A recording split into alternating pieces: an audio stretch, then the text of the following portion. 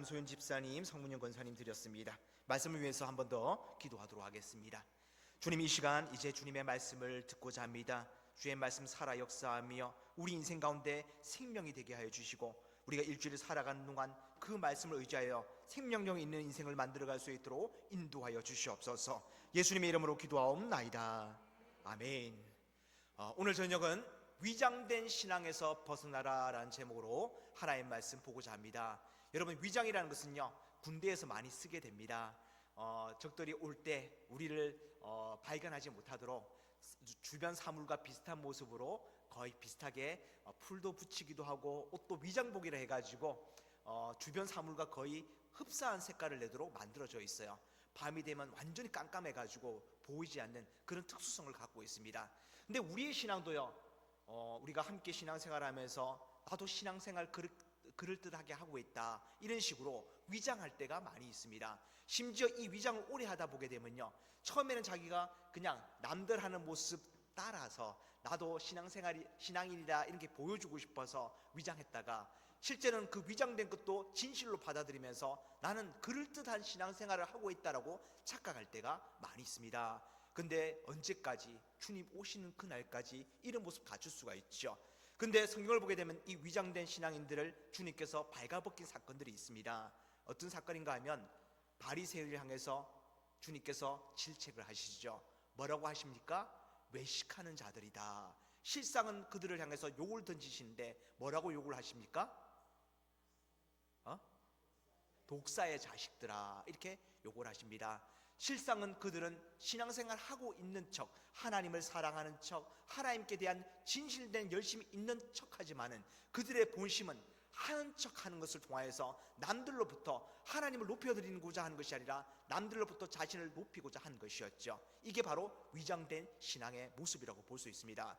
근데 오늘을 살아가는 성도들 역시도요, 이러한 신앙을 위장하는 방식에 익숙해질 때가 많이 있습니다. 그냥 출석하고 봉사도 하고 예물도 드리면서 내 삶이 안전해질 것이다, 이런 기대감을 가지면서 나는 그럴듯하게 남들과 비교해서 전혀 부족함이 없는 신앙생활을 하고 있다라고 착각합니다. 근데 신앙은요, 형태도 중요하지만은 그 형태 안에 어떠한 본질을 담아내느냐가 정말 중요합니다. 형식이 무가치하다는 것이 아니라 형식은 목적이 있어요. 그 목적은 뭐예요? 본질을 담아내기 위한 것이죠.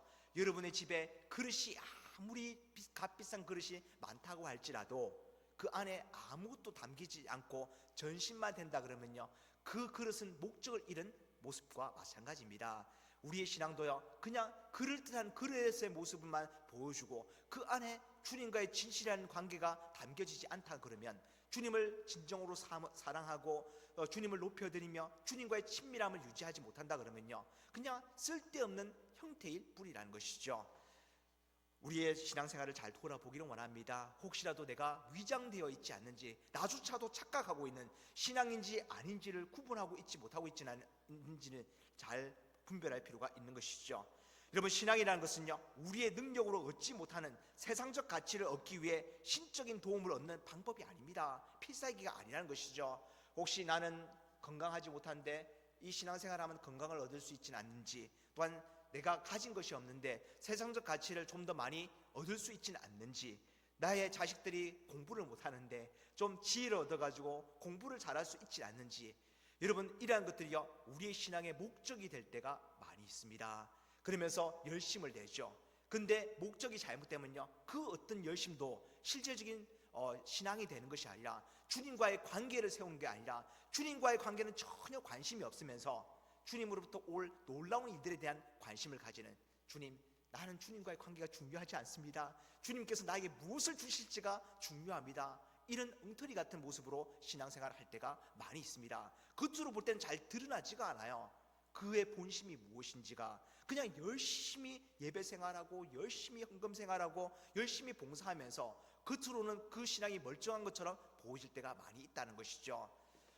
우리는 이것이 이러한 신앙의, 위장된 신앙의 모습이 아닌지를 잘 구분해야 됩니다. 신앙이라는 것은 우리를 창조하신 하나님과의 관계의 회복이자 관계의 지속을 위한 방법이 돼야 돼요. 즉, 주님과의 친밀함을 만드는 것이 신앙생활이지, 그냥 주님으로부터 나에게 주어질 세상적 가치에 그것에 기대감을 품고 살아가는 것이 신앙이 절대 아니라는 것입니다. 그래서 간증을 할 때도요, 여러분, 나는 신앙생활에서 세상적으로 요것도 없고요, 저것도 없고요, 이거 자랑하는 것이 간증이 아니에요.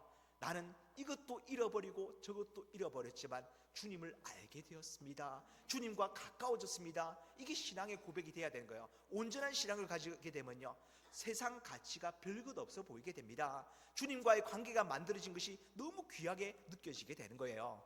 우리가 불렀던 찬송가 94장, 주 예수보다도 더 귀한 것은 없네. 이게 우리의 신앙의 고백이 돼야 되는 것이죠. 세상 즐거움 다 버리고 세상 자랑 다 버렸네. 주 예수보다 더 귀한 것은 없네. 예수밖에 없네. 이것이 우리의 신앙생활이 돼야 되는 것입니다. 세상 가치 다 별거 아닙니다. 이거 나를 기쁘게 하지 못합니다. 내가 주님을 한번 맛봤더니 이런 거 그냥 아무 무가치한 것, 나를 즐겁게 하지 못하는 것이 되어버렸습니다. 주님만이 나를 만족시킬 수 있습니다. 주님이 나의 참된 즐거움입니다. 이거 고백할 수 있는 모습이 돼야지만 이게 온전한 신앙이 되는 것입니다. 우리는요, 우리가 가진 신앙의 진실이 무엇인지에 대해서 늘 점검해 봐야 됩니다. 우리 스스로가 위장된 신앙을 만들어 놓고 우리 스스로가 충분히 착각할 수 있기 때문이죠. 내가 진정으로 주님으로 말미암아 기뻐하고 즐거워하고 있는지, 아니면 혹시라도 주님이 자신이 원하는 바를 들어주실 것에 대하여 내가 기뻐하고 즐거워하고 있는지를 잘 구분할 수 있어야 됩니다. 신앙의 연조가 깊어지게 되면요, 주님이 주시는 것보다 주님 자체가 즐거워지고 기뻐함이 돼야 되는 것이죠. 예를 들어서요, 손님이 오실 때처럼 손님이 나를 찾아와 함께 식사하고 교제하는 것, 그 자체가 그것을 기뻐하는 것인지, 아니면 손님 양손에 들려져 있는 그 선물 구름이가 나를 기쁘게 하는지 생각해 보기를 원합니다. 누구는 주님의 양손에 어떤 선물 보따리가 들려 있는지 교회 올 때마다 꼭 확인하려는 사람이 있습니다. 주님, 이번 주에 주실 선물은 무엇입니까? 이것에 관심을 가지는 거예요. 주님, 내 몸이 아픈데 좀 나아지지는 않을까요? 주님, 내가 빈털털인데 내 호주머니가 좀 채워지지는 않을까요? 주님, 내가 세상 가운데 밑바닥을 기고 있는데 조금 올라가지는 않을까요? 이런 것에 관심을 두는 것, 그건 너무 아쉬운 거예요. 주님, 그런 거 다 없어도 주님 오늘 만날 수만 있다 그러면, 주님께서 나에게 은혜로 채워주신다 그러면 그것이 나의 참된 기쁨이고 나의 기대감을 만족시킬 수 있는 부분입니다. 이렇게 고백할 수 있어야 되는 것입니다. 이게 진실한 신앙을 가진 자, 위장되지 않은 신앙을 가진 자의 참된 신앙생활의 모습인 것이죠. 성도들 역시 주님과의 관계보다 그것을 훨씬 더 중요하게 생각하면서 자신은 신앙생활 잘하고 있다 착각할 때가 많이 있습니다. 그 착각에서 빨리 벗어나야 돼요. 다른 것에 즐거워하고 있다 그러면요, 그건 신앙이 아니기 때문에 그렇죠. 성경을 보게 되면요, 이스라엘 백성들은요, 자기들이 원하는 것을 얻지 못했을 때 어떻게 됩니까? 원망하고 불평하고 애굽으로 돌아가고자 합니다. 그들의 본심이, 애굽에서 나왔던 본심이 무엇이었던가 하면 애굽보다 더 좋은 세상적 가치를 누릴 수 있을 것이라는 그 기대감이 그들의 광야길을 이끌었다는 것을 그대로 보여주고 있죠. 실상 광야길에 들어갔더니 어떠합니까? 그냥 만나만 먹고 지내야 되는 거예요. 자신의 육체를 만족시킬 수 없는 부분들이 너무 많았던 것이죠. 또 목마를 때가 많았고 배고플 때가 많았습니다. 그러한 일들로 말미암아 불평이 쏟아져 나오게 되는 것이죠. 우리의 신앙생활도 이들과 전혀 다를 바 없이 조금만 세상적인 가치가 덜 주어지거나 세상적 삶이 불편해지거나 신앙으로 말미암아 시련을 겪게 되거나 그럴 때 우리 입술 가운데 불평과 원망이 나오고 있지는 않습니까? 성도는요, 그러한 측면에서 우리의 세상살이 가운데 절대 불평을 해서는 안 됩니다. 하나님의 인도하심을 부정하고 내가 원하는 바가 하나님께서 인도하시는 그 동행이 아니라 그냥 하나님께서 혹시라도 주실 수 있는 세상 가치에 대해서 기대하고 있음을 그대로 드러내기 때문에 그런 것입니다. 여러분 잘 알듯이 내 평생에 가는 길 순탄하여 늘 잔잔한 강가 끝든지 내 영혼 평안해 내 영혼 평안해 노라하였던 스파포드 같은 경우에는요, 그가 당한 그 눈앞의 일들이요 도저히 하나님을 원망하고 불평하고 죽어버릴 수밖에 없는, 그냥 내 인생 더 이상 살기 싫다 할 수밖에 없는 그런 상황을 만나게 됩니다. 그는 불평을 하지 않고 하나님 앞에 감사를 하며 하나님을 인정하는 태도를 보입니다. 이것이 신앙생활이죠. 하나님으로 말미암아 만족하고 있다는 것을 보여줄 수 있는 기회를 잡은 것입니다. 우리도 마찬가지로 우리의 삶 가운데 이러한 일들을 만들어 가야 되죠. 세상살이 불평하다고 해서 불평이 나오는 것이 아니라 분명히 하나님께서 인도하심이 있을 것입니다. 이 가운데 내가 주님과 더 깊어지기를 원합니다. 나의 몸 육체는 힘들고 고단하여도 주님과 친밀해질 수 있다 그러면 얼마든지 이러한 일들 감내하고 감수하고 또한 오히려 감사할 수 있습니다. 이러한 모습이 우리의 신앙이 되어야 되는 것입니다. 오늘 본문 역시도요, 주님을 만난 인생이 과연 무엇에 집중해야 될지를 말해주고 있습니다. 주님을 만난 많은 사람들이 있었지만 그들이 다 주님을 구주로 영접하고 구원받은 백성이 된 것이 아니에요. 주님과의 관계를 만들지 못하고 주님께서 그들에게 혹시라도 맛보게 해주셨던 세상 가치에 대해서 기대감을 갖고 그것을 믿는 그런 안타까운 모습을 보여주고 있습니다. 우리가 읽은 본문인 요한복음 6장 27절 말씀을 보게 되면요, 예수님께서 자기를 찾아온 사람들에게 이렇게 말씀하세요. 썩는 양식을 위하여 일하지 말고 영생하도록 있는 양식을 위하여 하라, 이렇게 말씀을 줍니다. 우리가 이 말씀을 들을 때 우리의 삶 가운데 세상 가치를 위해서 열심히 수고하지 말고 주님께서 주실 은혜를 위하여 열심히 일하라는 거구나, 주님 주실 그런 가치에 대해서 더 수고하고 열심을 내라는 것이구나, 이렇게 즉각적으로 이해할 것입니다. 물론 그러한 내용들도 포함할 수 있지만 오늘 본문에서 말하고자 하는 바는요, 이보다 훨씬 높은 수준이에요. 그게 무엇인가 하면, 이 본문의 배경이 무엇인가 하면 이전에 어떤 사건이 있었는가 하면 오병이어의 사건이 있었습니다. 여기서 주님이 말씀하시는 썩는 양식을 위해서 너희가 열심을 내지 마라, 이 말씀을 했을 때 썩는 양식이라는 것은요, 세상 가치를 의미하는 것이 아니라 하루 전날 먹었던 오병이어의 기적을 맛보았던 그때 떡과 물고기를 가리키고 있습니다. 주님께서 기적적으로 맛보게 하신 것이죠. 근데 그것조차도 주님께서 기적적으로 그들의 삶 가운데 배고픔을 채워주셨던 그 일이라 할지라도 그거 너희가 기대할 바가 아니다라는 것이죠. 너희가 이것을 위해 수고하지 말고 영생하도록 하는 양식을 위해서 수고하라, 열심을 내라. 그러면서 하시는 말씀이 내가 하늘로부터 내려온 산떡이다. 다른 말로 하면 나를 얻고자 열심을 품으라는 것이죠. 그 어떤 내가 주는 세상적 가치, 그거 중요하지 아니하다. 너희가 배고픈 상황 가운데 하늘의 기적의 떡을 맛보고 배가 불렀지만 그들의 모습은 어때요? 그 다음 날 되면 배가 불러요? 또? 기적의 떡을 먹었기 때문에 여전히 배가 부릅니까? 아니죠. 배꼽 시계는 정확합니다. 한 끼 대단하게 먹었다고 해서 그 다음 끼니는 건너뛸 수 있지만 그 다음 끼니까지는 절대 가지 못해요. 또 배가 고프게 되는 것이죠. 또한 우리 인생이 주님께서 기적 가운데 병자를 치유해 주셨지만 그들이 영원토록 살았습니까? 아니죠. 다시 병들고 다시 죽음 앞에 서게 됩니다. 주님께서 기적적으로 어떠한 우리의 어떤 육체적 만족을 주실 때가 있지만 그것은 영원한 것이 아니에요. 주님께서 그것을 보여주는 이유는 무엇입니까? 그것을 제공한 사람이 누구인지를 알고 그를 얻고자 해야 된다는 것이죠. 여러분, 예화를 들게 되면요, 어떤 한 말에 어마어마한 부자가 있었습니다. 그 부자에게는 한 아들이 있었는데요, 그 부자는 이 아들을 조금 더 나은 사람으로 만들기 위해서 멀리 유학을 보냈어요. 근데 이 아들이 멀리 가서 공부를 하고 있는데 아버지가 병이 들었고, 그리고 그 집 안에는 아주 머리가 좋은, 그리고 그 주인의 재산을 노리고 있는 종놈이 하나가 있었어요. 근데 이 주인이 그것을 알고 내가 분명히 죽으면 요놈이 홀딱 내 재산을 뺏어갈 터인데 어떻게 하면 내가 내 아들에게 이 재산을 물려줄 수 있을까, 이런 걱정을 하게 됩니다. 그러다가 하나의 꾀를 냈어요. 그래서 종을 불러다가 내가 볼 때는 내 아들이 이 재산을 물려받는 것보다, 내 기업을 물려받는 것보다 똑똑한 네가 물려받는 것이 훨씬 좋은 것 같다.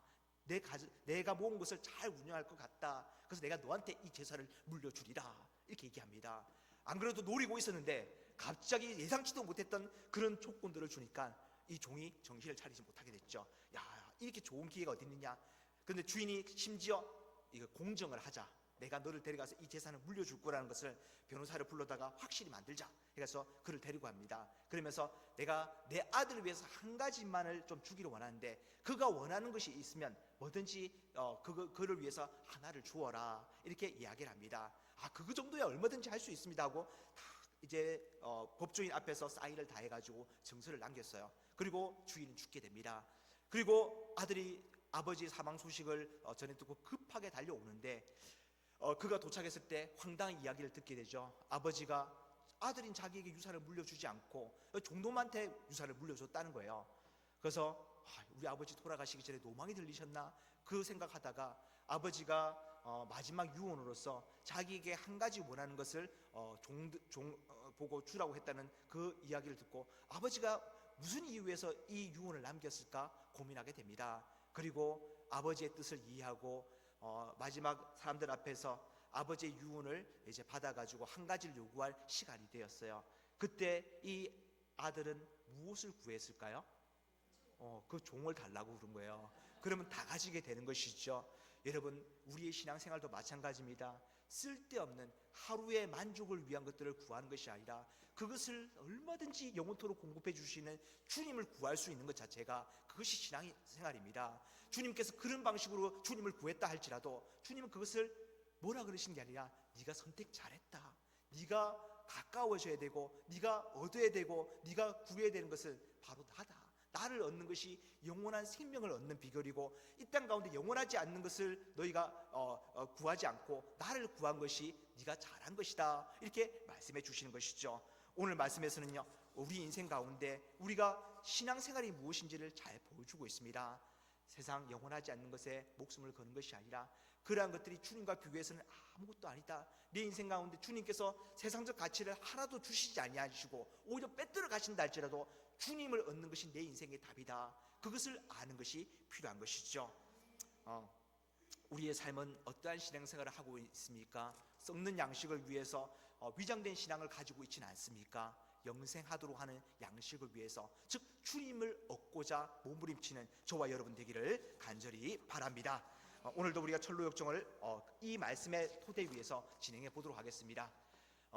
우리가 또 계속해서 처음부터 제가 하는 이유가 있어요. 왜냐하면 이 시간이 반복되어지면 여러분이 이것을 암기를 하게 됩니다. 그리고 여러분의 신앙 여정 가운데 이걸 그대로 당겨와서 매일마다 점검할 수 있기 때문에 반복하는 거예요. 자, 멸망의 도시를 살던 크리스찬은 전도자를 만나 좁은 문을 안내받게 됩니다. 그는 절망의 수렁을 지나서 좁은 문에 이르게 되었고 해석자의 집에 들려서 순례의 길을 어떻게 걸어야 되는지 안내를 받게 됩니다. 그리고 그는 그 안내를 따라서 쭉 갔더니 십자가 언덕에 이르게 되죠. 십자가 언덕에서 그토록 그가 괴로워하던 죄의 짐을 벗겨지게 됩니다. 그리고 공고의 산에 이르게 되고 그 좁은 문에서 쭉 이어졌던 그 길을 따라서 산비탈이지만 피하는 것이 아니라 힘들게 그 길로 올라가게 됩니다.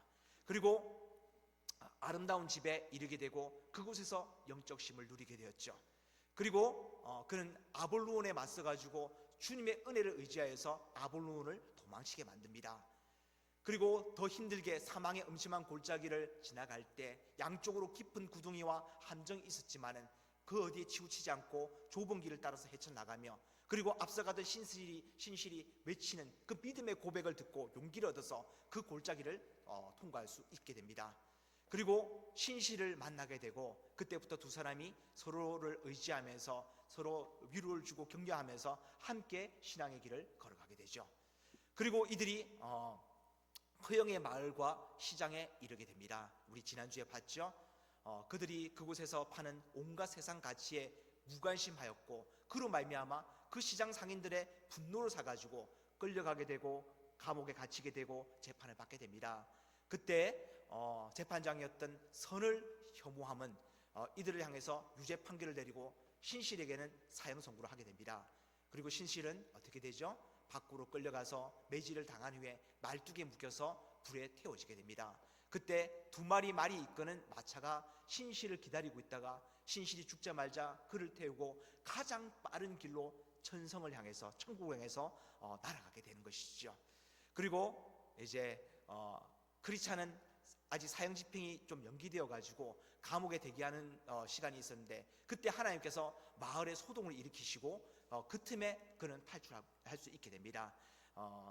그 신실의 죽음으로 말미암아 그 강팍하던 그 마을 사람들의 마음들이 흔들리기 시작함을 통해서 막 소동이 일어난 거예요. 그 틈에 이제 크리스찬은 탈출할 수 있게 됩니다. 그리고 오늘 이제 우리가 다룰 내용은 크리스찬이 신실의 순교 현장에서 새로운 동행자 소망을 얻게 됩니다. 소망도 온전한 신앙생활을 하지 못하고 있다가 그냥 세상 가치에 이리저리 휩쓸리는 그런 위장된 신앙생활을 하고 있다가 이 신실의 순교 모습을 보고 그의 마음이 변하기 시작합니다. 이게 신앙이구나. 주님을 위해서 생명까지 아까워하지 않는 것이 이게 신앙이었구나. 나는 위장된 신앙생활을 하고 있었구나 하면서 이 허영의 마을에서 탈출해가지고 크리스찬을 만나서 함께 이제 신앙의 길을 걸어가기 시작합니다. 그의 이름이 바로 소망인 것이죠. 여러분, 소망이란 것은요, 내가 얻고자 하는 것이 소망이 되어서는 안 됩니다. 소망은 뭡니까? 모든 것을 잃어버린다 할지라도 주님이 나의 원하는 바가 되어지는 것, 그것이 참된 소망이라고 볼 수 있는 것이죠. 근데 우리는 기도할 때 주님, 나에게 소망이 있습니다. 나의 호주머니가 채워지고 내 육체가 건강해지고 이것저것 내가 원하는 바는 다 잘 되는 것, 그것이 소망입니다. 소망이 아니에요. 위장된 소망일 뿐입니다. 진짜 소망은 내가 원하는 바는 주님이십니다. 주님을 얻겠습니다. 이게 참된 소망이죠. 그리고 둘이 함께 나아가는데 그 둘에 앞서가는 사심이라는 사람을 만나게 됩니다. 사심은 뭐예요? 딴 마음이죠. 신앙이 주는 그 마음이 아니라 다른 마음을 품고 있는 한 사람을 만나게 돼요. 이름이 사심이에요. 이 사람을 만나게 되는데 그는 어디 출신인가 하면 감원 이슬이라는 마을의 출신으로서 자신은 천성을 향해 나아가고 있다, 천국을 향해 나아가고 있다고 말하지만은 자신의 이름을 밝히지 않습니다. 사심이라는 것을 밝히지 않는 이유가 뭐예요? 위장이라는 것을 보여주고 있는 것이죠. 나는 사심을 안 가지고 있다 늘 말하는 사람이 사심을 갖고 있는 거예요. 그래서 그는 위장하면서 그럴듯한 신앙생활을 하고 있는 사람이라고 자기를 소개합니다. 특히 자기는 단지 부유한 순례자일 뿐입니다, 이렇게 이야기해요. 사실 세상적 가치의 풍성함과요, 순례는요 서로 모순될 때가 많이 있습니다. 세상 가치를 우리가 사모하기 때문에 그것을 풍성하게 누리고 있는 것이죠. 그런데 그것이 우리 가운데 유익이 되기보다는 우리의 신앙생활을 위장시키는 이유가 될 때가 많이 있습니다. 그래서 성도는요, 하나님 주시는 가치들을 자기가 온전히 하나님 영광을 위해서 사용할 수 없다 그러면요, 그러한 것들을 내려놓을 줄 알아야 됩니다. 왜냐하면 가지면 가질수록 그것이 신앙에 도움이 되는 것이 아니라 하나님의 영광을 사용하지 못하는 것은요, 반드시 자기의 영광을 위해서 사용할 수밖에 없기 때문에 그런 것이죠. 신앙의 위협이 되는 것들을 내려놓을 수 있어야 됩니다.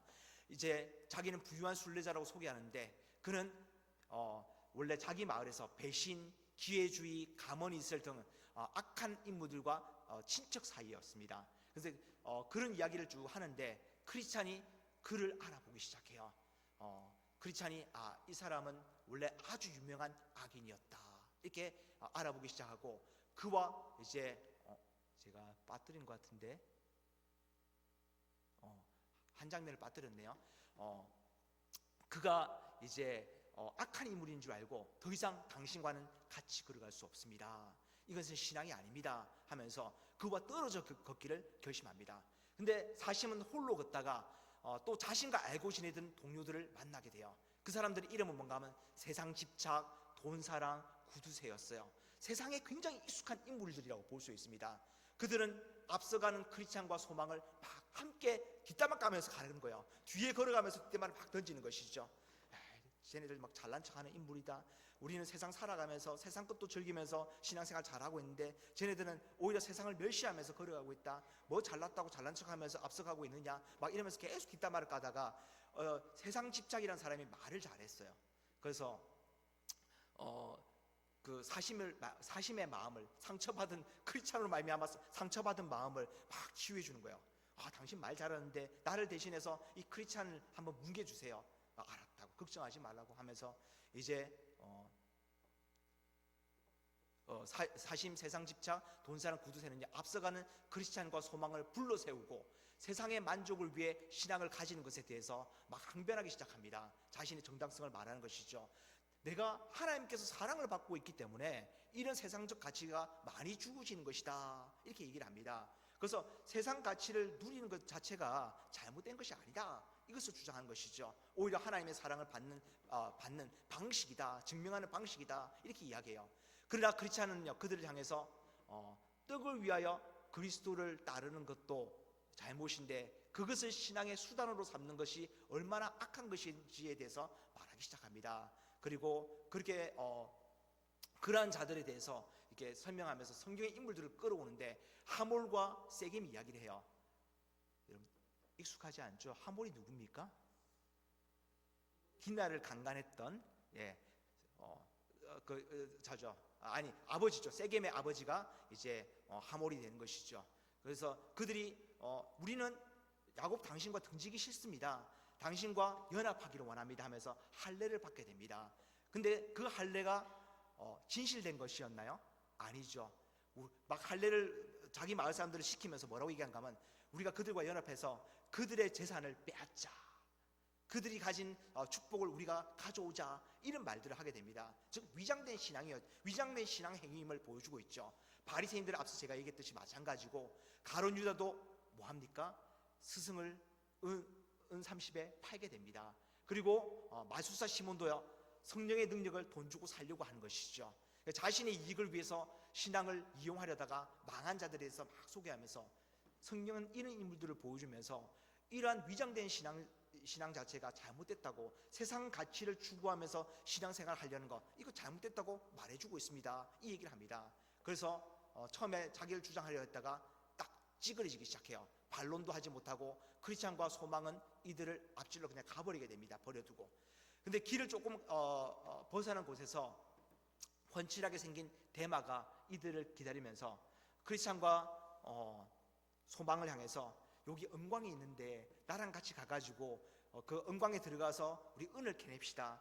이것을 통해서 우리가 좀 부자가 되는 게 필요하지 않겠습니까? 그들을 유혹합니다. 근데 크리스찬과 소망은 우리가 듣기로는 그 은광에 들어가서 죽은 사람이 많다라고 들었습니다. 순례자가 잠깐 한눈 팔면서 잠깐 이 은광에 들어가서 은을 캐내는 것이 우리 가운데 유익하지 않겠는가 생각해서 들어갔다가 다시는 못 나오는 것을 우리가 들었습니다 하고 대마를 지나치게 됩니다. 근데 뒤따라오던 그 사심의 일행들도 이 대마와 만나게 되죠. 여러분 대마가 누군지 알죠?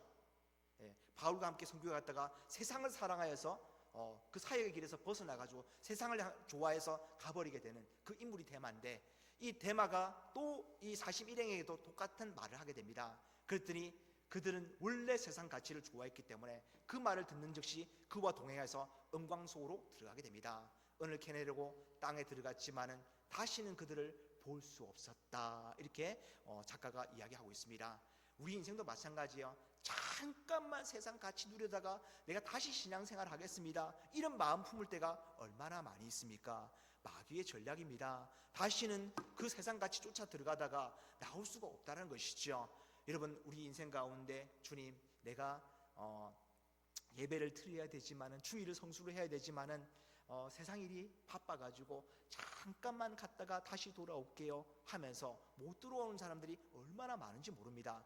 대단한, 지금 결심해야 되는 것보다 훨씬 대단한 결심을 하지 않는 이상 돌아오지 못해요. 그냥 지금 결심하는 것이 훨씬 나았을 것이다, 이런 생각을 할 정도로 우리에게 어떠한 일들이 주어질 때 주님의 길을 따를 것인가, 지금 나아가고 있는 주님이 부르시는 그 길로 한 걸음 한 걸음 그냥 계속해서 나아갈 것인가, 잠깐 쉬었다가 내가 딴짓 좀 하다가 세상 가치도 좀 누려보다가 다시 출발하겠습니다, 좀 충전되면 내가 다시 신앙생활 하겠습니다, 이런 마음 품고 있지는 않습니까? 우리가 잠깐 이 순례길을 떠나는 그 순간요, 참 돌아오기 힘들어요. 우리는 정신을 똑바로 차리고 주님, 이 세상 것 내가 마음으로는 참 맛보고 싶지만은 주님께서 저거 아무것도 아니다, 썩으실 것이다, 너희가 절대 손에 쥔다고 할지라도 영원토록 너희 손에 남는 것이 아니다, 그 말씀 내가 믿고 의지하며 포기하고 주님의 것을 향해서 계속해서 나아가겠습니다, 이런 결심이 우리 가운데 필요한 것이죠. 언제 이러한 일들이 일어날 때마다 즉각적으로 우리가 주님의 길을 선택해야 되는 것입니다. 근데 이 선택 하나하나가 주님을 얼마나 기쁘시게 하는지 몰라요. 너가 선택 잘했다, 네가 나를 지금 세상 가치와 비교해서 나를 높여주고 있구나, 네가 참된 예배자이고 네가 참된 나를 구하는 자다, 이렇게 말씀해 주실 것입니다. 잠깐이라도 엉뚱한 가치에 우리의 마음을 쏟아붓게 되면요, 그 순간 어떠한 일이 일어나게 된가 하면 주님은 이 가치보다 못하신 분입니다 라고 우리가 말하게 되는 것이죠. 그러한 일이 없도록 우리는 우리의 매 순간마다 주님과 세상의 가치를 비교해 가면서 혹시라도 이 가치가 주님을 넘어서고 있지 않은가 긴장하면서, 혹시라도 어느 순간 기회가 주어졌을 때 그 가치가 주님의 가치를 넘어서고자 할 때 어떻게 해야 됩니까? 버리는 것이 답입니다. 왜냐하면 조금이라도 여지를 남겨두게 되면 끝도 없이 그것이 우리의 신앙을 막아서는 그런 장애물이 되기 때문에 그런 것이죠. 혹시라도 여러분 마음 가운데 여러분의 신앙을 어렵게 만드는 그러한 어떤 장애물이 있지는 않습니까? 세상 가치가 있지는 않습니까? 늘 그것으로 고민하고 있지 않습니까? 어떤 것은요 세상적 부유함이 될 수 있지만 어떤 것은 우리의 어떤 육체를 만족시키는 부분이 될 수 있어요. 특히 오늘날의 세상 정치 사상이 될 수 있습니다. 정치 사상이 한번 사람을 지배하게 되면요 하나님과 동일시 여기실 때, 하나님의 말씀과 동일시 여길 때가 많이 있어요. 그리고 정치 사상을 따르면서 나는 하나님을 따르고 있다 이렇게 착각할 때도 많이 있습니다. 정신 차려야 돼요. 그 어떤 세상 정치 사상도 주님의 뜻이 아닙니다. 왜냐하면 모든 세상의 어떤 정치 사상은요 뭘 기준으로 하고 있어요? 인본주의예요. 그냥 사람의 마음을 만족시키는 그것을 기반하고 있기 때문에 그렇죠. 근데 말씀은 뭐예요? 신본주의예요. 어떻게 하면 주님을 만족시켜 드릴까, 주님을 기쁘시게 할까가 이 목적이기 때문에 비슷한 듯 보이지만 질적으로 아예 다른 것입니다. 또는 우리의 폭력성이 될 수도 있어요. 내가 폭력적으로 뭔가 남을 억누르게 되면요 기쁨이 주어지죠. 그렇죠? 우리는 죄된 본성을 갖고 있기 때문에. 저만 그런가? 예, 저만 나쁜 놈이네요. 여하튼 내가 남을 이겨먹게 되면요 얼마나 기분 좋은지 몰라요. 갑질할 때 왜 갑질해요? 사람들이 영상 찍혀보면 너무 부끄럽게 되잖아요. 그럼에도 갑질하는 이유가 뭔가요? 그 가운데 만족이 있기 때문에 그런 거예요. 자신을 기쁘게 하는. 그 가정에서도 마찬가지죠. 자기가 조금 더 높아지기 위해서 얼마나 부부가 다투는지 모릅니다. 그런데 요즘 오늘날 그 가정 안에서는 개새끼도 거기에 들어와 가지고 자기 위치를 차지하려고, 그래서 아버지의 위치가 점점 떨어져 가지고 개보다 못한 그런 모습이 될 때도 있잖아요. 여하튼 우리 인생 가운데 뭔가 하나님의 가치를 위협하는 그 모든 것에 대해서는요 거부할 줄 알아야 됩니다. 그것이 조금이라도 계속해서 지속적으로 작용한다 그러면 버릴 줄도 알아야 되는 것이죠. 우리의 모든 삶의 모습들을 하나하나 꼼꼼하게 점검해 보기를 원합니다.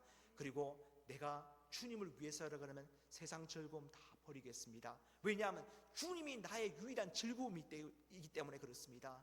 그렇게 우리의 삶을 하루하루 만들어갈 때 우리는요 불분명하지 않고 아주 분명한 하나님의 백성이자 자녀이자 성도이자 그리스도인으로 살아갈 수 있게 되는 것입니다. 우리의 모습을 잘 돌아보면서 주님, 나는 위장된 신앙을 벗어버리고 진실된 신앙을 가지기를 원합니다. 그 진실된 신앙의 모습은 주님을 추구하는 것입니다. 주님, 나의 이 주님을 추구함의 응답으로서 주님으로 충만하게 하여 주시옵소서. 그렇게 구할 수 있는 저와 여러분 되기를 간절히 바랍니다.